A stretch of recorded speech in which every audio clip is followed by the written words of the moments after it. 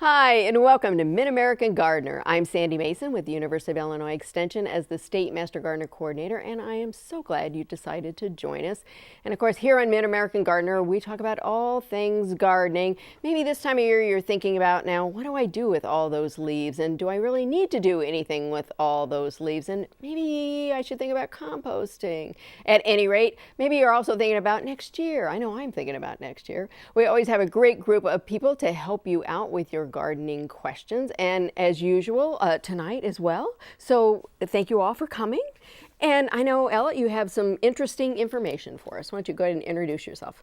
I'm Ella Maxwell from Hare Nursery in Peoria, and I can answer questions about most garden-related, vegetable garden, perennials, trees or shrubs.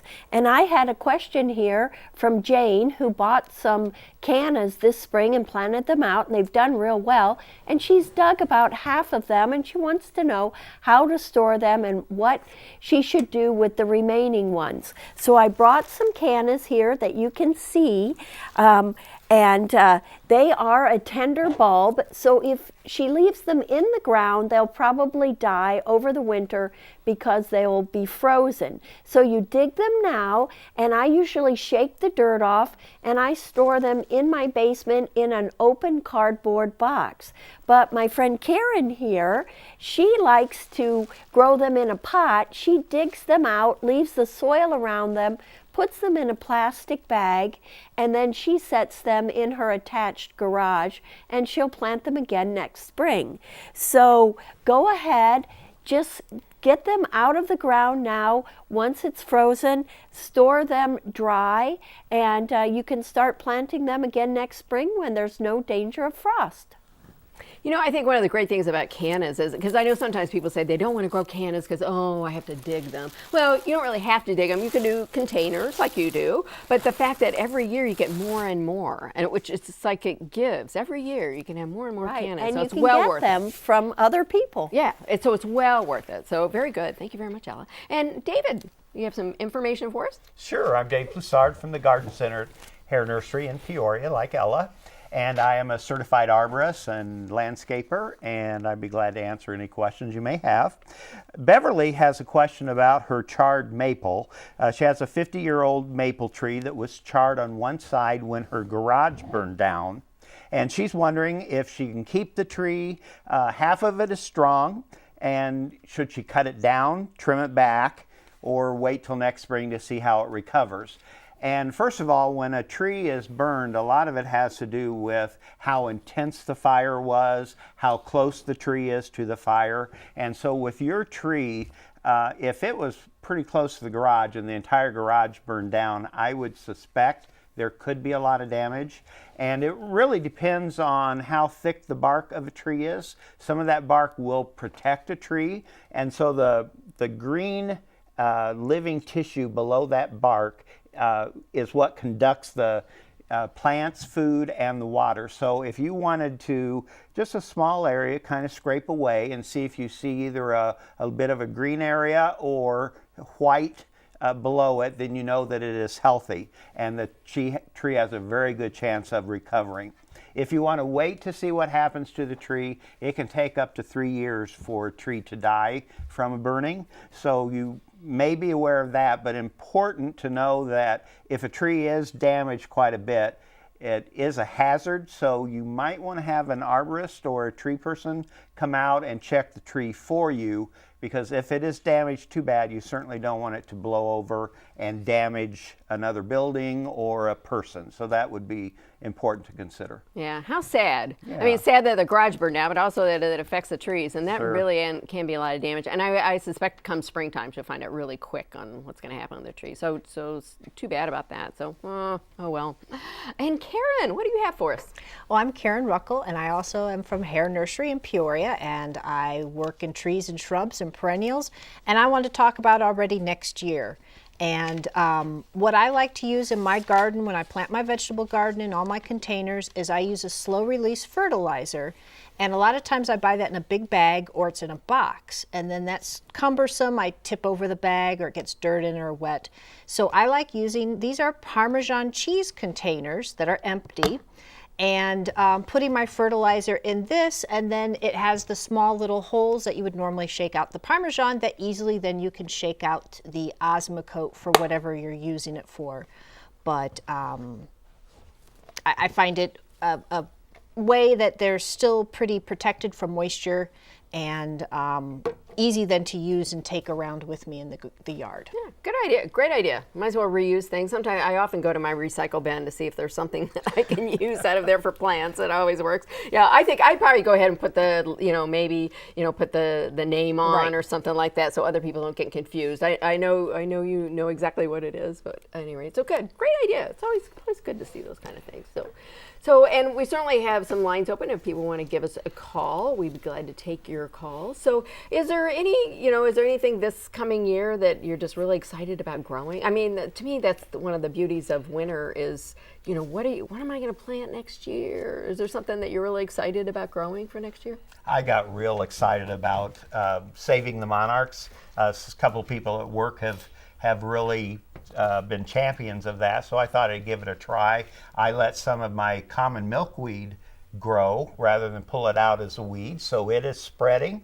And I tried a couple other milkweeds, and now I'm going to try some other plants that would attract the monarchs. And I feel like good for I'm you. doing something for the environment. And it's kind of fun. And actually, it's kind of fun. It's one of those excitements when you finally see like some baby caterpillars or something on your milkweeds. That's always good. And I don't know that people always realize, but that common milkweed actually has a fragrance to it, and we don't always. We just don't think about it. We've always thought about it as just a weed, so we don't even Well, think and about that's it what as a we had fragrant it. plant. We had it blooming by where our entrance is at work, our employee entrance, and for a couple weeks I was trying to figure out what What's the that? fragrance, what was it blooming, and it was the Yeah, milkweed.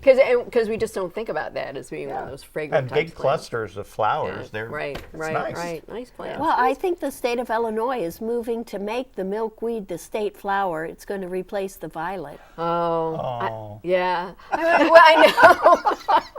I actually like violets, but there have been many times here on Mid-American Gardener where we've had people call in wanting to know how to kill violets in their yard. And even though it's a state flower, that is one of those things that does seem a little odd. But that would be. So that's always fun. And actually, I think one of the things about gardening, too, for me is just the fact that you can do, if you have interest in birds or wildlife or whatever, there's certainly lots of things you can do in your own backyard to help promote them. So great. So good. Some good ideas for next year. Okay, on line 2, we have a caller, Gloria, from Decatur, and she has a sweet potato question. What can we do for you, Gloria?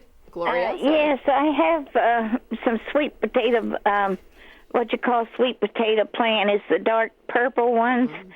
And I was wanting to know if it's too late, or do I do it this way? Do you just take that out of the pot and cut the root off and then save that and let it dry, like you do a cannonball and plant it next year? So what do you think, actually keeping the sweet potato? Because Well, they do form, there's true sweet potatoes, so they form sweet potatoes. They do, and that is a viable way to start new sweet potato cuttings for next year, or slips, is with the tuber. She can also root the cuttings, if they haven't been frosted, in a water. You can grow them like a coleus, but you can save those tubers, and then you can either sprout them and they'll have little shoots that you can propagate, or you could plant them when it's quite warm outside in the ground to grow a new sweet potato vine. I know we often have people ask about if they can eat the sweet potato from the ornamentals. Yeah, I tell people that they are edible, but are they tasty? Yeah, we always have to remember that's not why we're growing them. We're growing them for the leaves. And yeah, I actually tried one time of the ornamental ones, and it was so bland. It was like you couldn't put butter enough and brown sugar and butter on them. You just couldn't put enough on them. But anyway, but good question. Thanks, Gloria. And on line 3, we have Kimberly from Jacksonville. Has a summer hydrangeas that's not blooming. We've heard that a few times, haven't we? So what can we do for you, Kimberly? They're in the summer. Endless And summer. Trees that tower over the top of them that are my neighbor's trees. I have nothing to do with that.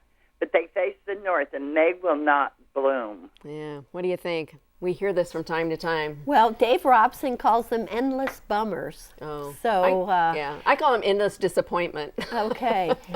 They can rebloom. That is the benefits of them, and depending on how they overwinter, you may lose that first bloom, but Karen can tell you how well that second bloom that comes in September really can be. Well, I this spring, because one of my coworkers has had a lot of problems, and he suggested he puts a lot of a bloom booster fertilizer in spring, and so I was giving them every couple weeks a good dose. A bloom booster fertilizer is low in nitrogen, very low, because you'll just get green leaves, and then higher phosphorus, that middle number. So some of the bloom boosters, I think like it's a 50 or 52, that middle number. And then I also tried something different this fall, and I top dressed it with some triple phosphate.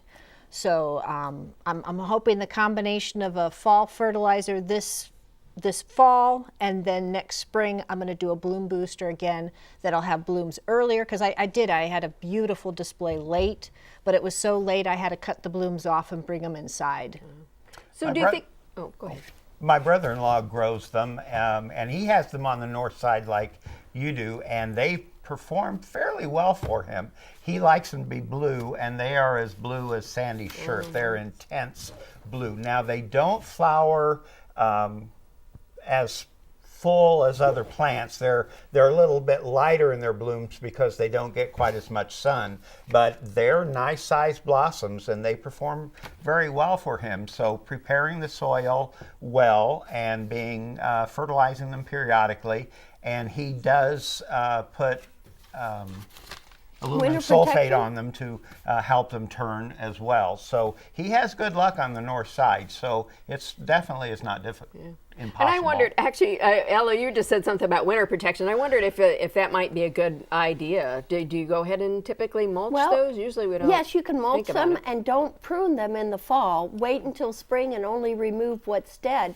But I would say if you like pink and that's your favorite color, they do have a pink Annabelle hydrangea, the spring blooming one, that would bloom regardless of where you planted it each and every year without all of this work. So Yeah, switch yeah. to a new one. Yeah, yeah. So I think that is one of the things, because I think people forget that there's different species of hydrangeas, and Sure. some of them bloom, depending on whether they bloom on old wood or new wood and endless summer. But I think one thing about endless summer is and just you've kind of confirmed that, is that I think it really is one of those that needs to be fertilized, needs some extra water. So she might think about doing that for this next year, is just give it a little extra, tender loving care, and see if that doesn't boost some more growth on it, and maybe has a little bit better flowering for it. But then I'm with you, Ella. If all else fails, then off with their heads and get a new one. Go shopping. It's a shopping opportunity. That's what I say. So very good. Okay, good.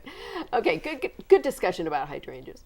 And on line 4, we have Martha from Jacksonville, and you have some questions about holly trees, like when to trim them. Always a good question. On line 4. Yes, hello. Hi, Martha. You got my question.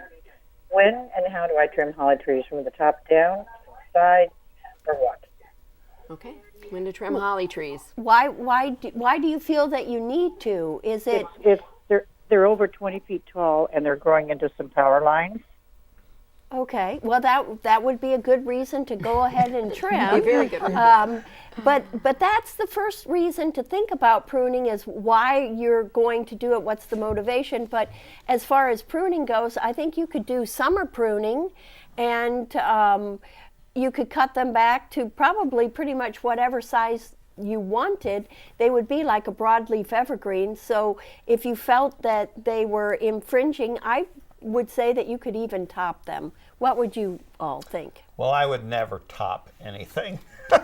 I would judiciously prune it, but yes, really with hollies, it's kind of difficult in when to prune them, because you don't want to prune off the flowers, and the berries are late in the year. So I would say if you do much trimming, you may lose some of the berries on them. I would not prune from, say, July 15th to September 15th, but you can fall prune. You can prune them in the spring, and you actually can prune them pretty heavy. We had one at Hare Nursery that we pruned back that was getting too big, and they did more than top it, but I was surprised how well that it came back. So they are very trimmable, but do it a little bit carefully so that you maintain the shape. Yeah. I would like to be a friend and get a wreath of I some was just holly. thinking And that. so, maybe about Thanksgiving on a nicer day, go out there and do some trimming and make up some wreaths for friends or some branches for porch pots, because that would be the bomb. Yeah, holiday decorations, just stick them in your containers that don't have any annuals in them anymore. So that would be good too. And if they're that big, I think about a professional arborist too. If you're that near power lines Yeah. and they're that big, but yeah, that's good question. Always a good thing to think about. And on line 6, we have Michelle from Effingham, and she wants to know about planting tulips. What can we do for you, Michelle?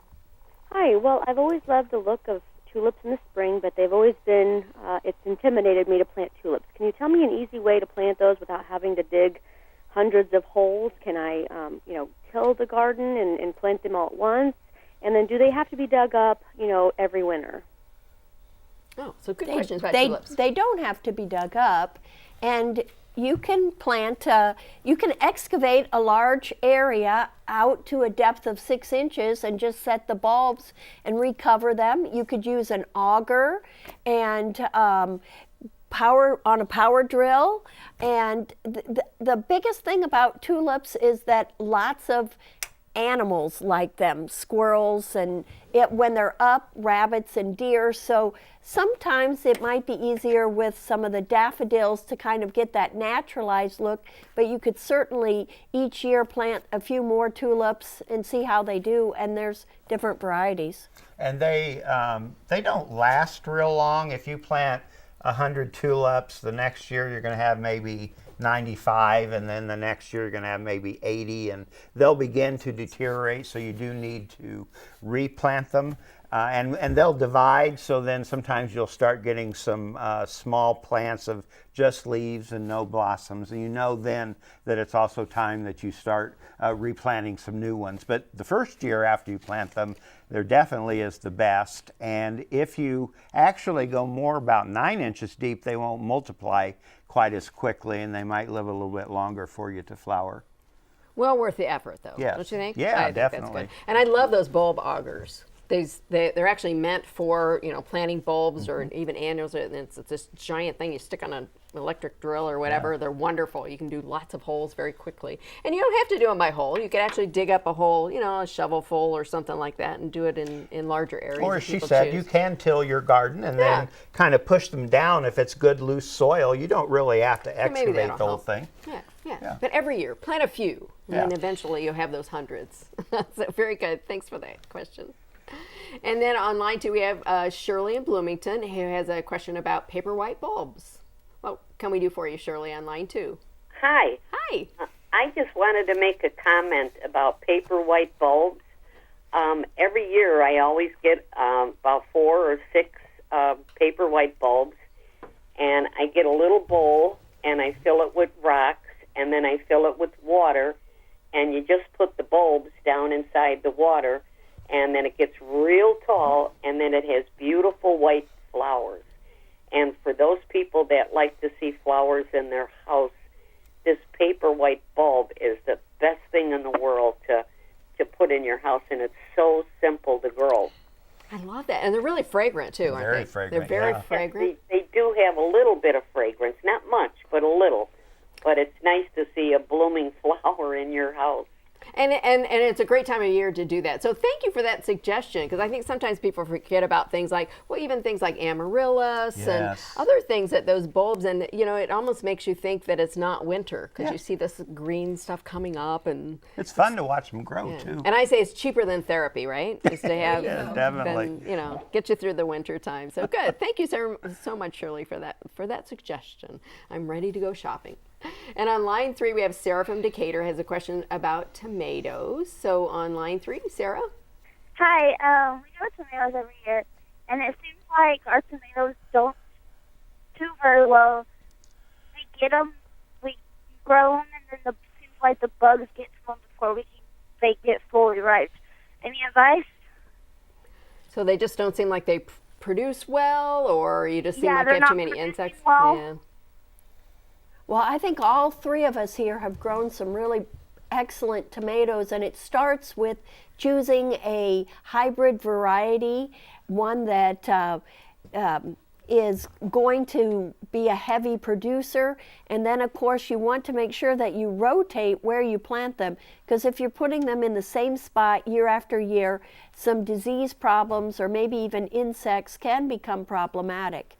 So that would be my suggestion, is choose a good variety, move them around in the garden. What And do you plenty guys of sun. think? Plenty of sun, of course. Plenty of sun, Because yes. they really are sun lovers. So if you're getting too much shade, that's going to be an issue. And there are some years tomatoes don't do as well as others. If it's a very wet year, you tend not to get as good a tomatoes as you would in a little drier year. Yep. So don't give up. You may want to try a different spot. I mean, sometimes And that helps. Karen and I both mulch our tomatoes, and that helps to cut down the diseases. And I think we'd also recommend that you don't start them first thing in March or even April. If you plant a tomato in May, you'll still get wonderful fruit in September. Okay, very Well, good. I've waited even sometimes till June. Yeah, 'cause it's I've been planted so mine wet and because cold. and they do fine. They catch up and they do just fine. So good. So we're going to go ahead and do our emails and our other show and tells. And so what do you have Okay. for us? My question is on Star of Bethlehem. This is a small bulb. It does come up and bloom in the spring. The foliage kind of looks like grass, and it can become invasive and almost weedy. And so Colleen from Lansing wants to know, how can she prevent them or kill them off, and she's going to try smothering them with she's already removed the perennials that she wants to keep, and she's going to cover it this winter and with some plastic. And I would recommend that. You just have to keep it covered long enough for when they would come up. And if you uncover them too early and they do come up, you could use Roundup, but you might want to use a spreader sticker. It's a product that you can add to your mix to help it stick on the foliage to get rid of these pesky bulbs. Yeah, that's a tough one. It really is a tough one to take care of. And David, what do you have for us? Well, my question is on American Bittersweet, and Carrie is having trouble getting berry production on her bittersweet. When she bought it, she was told that it needed to have a male and a female plant in order to have good production. So her plant, one side grows a few berries, the other's very lush, but she's still not getting very many berries. So first of all, I would suggest that look to see if you have it planted in full sun. It needs 8 to 10 hours of sunlight to really be able to produce. Sometimes a plant growing 2 in one pot, it may have not, one of them, like the male perhaps, may have died. So even though one side's not producing, you may have only one sex. So you could look at the plant in the springtime when it's flowering to make sure that you have 2 different types of flowers on the plant. That could be a reason that you're not getting them. The other thing is there is a new variety out called Autumn Revolution. I have planted it. It does actually produce berries on one plant. It's both male and female. Large size and beautiful, beautiful berries. Okay. So as Sandy's mentioned, good. try something new. Yeah, and always keep in mind we're talking about the American bittersweet, not Oriental bittersweet, Yes. which you don't want to grow as Oriental bittersweet because it's an invasive. So very good. So do you have a quick email for us here? Yes, I have Nancy, who emailed in a question about Rosa Sharon. It's twice the height of her storage shed, and what's the best time of the year to prune it? So I would wait till spring to prune that. The Rosa Sharon flowers on new wood, so you still can get some flowering next year. But the thing that concerns me is when if your garden shed's 6 feet, your plant's 12 foot, and you're taking it down pretty far, sometimes when you do a hard pruning, you might get long, thin shoots. So you might have to come in and do a second light pruning to bring it back into a nice shape. And then also doing that, you might reduce some of the blooms, but definitely worthwhile to get on top of that now before it gets even taller than what you want. And they take a hard prune, don't they? Yes. If you Yeah, 'cause I've it's a seen good them one. If growing you're as- new to pruning, They go can for go it. into Rosa Sharon. hedges, Very good. or Okay, yeah. Great. So we're going to take a caller on line 2. We have Jan from Mattoon, has some yellowing leaves on her clematis or clematis. however you want to say it. So Jan, what can we do for you? Well, I've had beautiful clematis for a number of years, and this last 2 years, it has gotten some yellow leaves. They're variegated, and I'm wondering, what does it need? What's the problem after being so beautiful all these years? Yeah, so what can you do?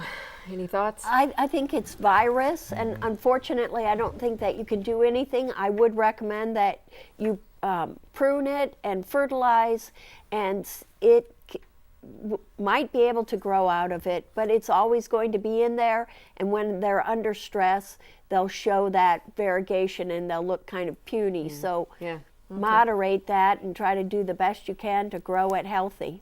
Yeah, the variegation pretty well tipped us off that it was probably a virus. Yeah, so that is a problem. So sorry about that, Jan. So yeah, it's always worth finding out what's going on with your plants. And I hope thank you all very much. And it really is one of those times to get outside, enjoy the fall leaves, see what's going on. I mean, the trees just look beautiful right now, and it's so nice just to get outside, get a little sun. So thank you all for joining us here on Mid-American Gardener, and have a great week gardening.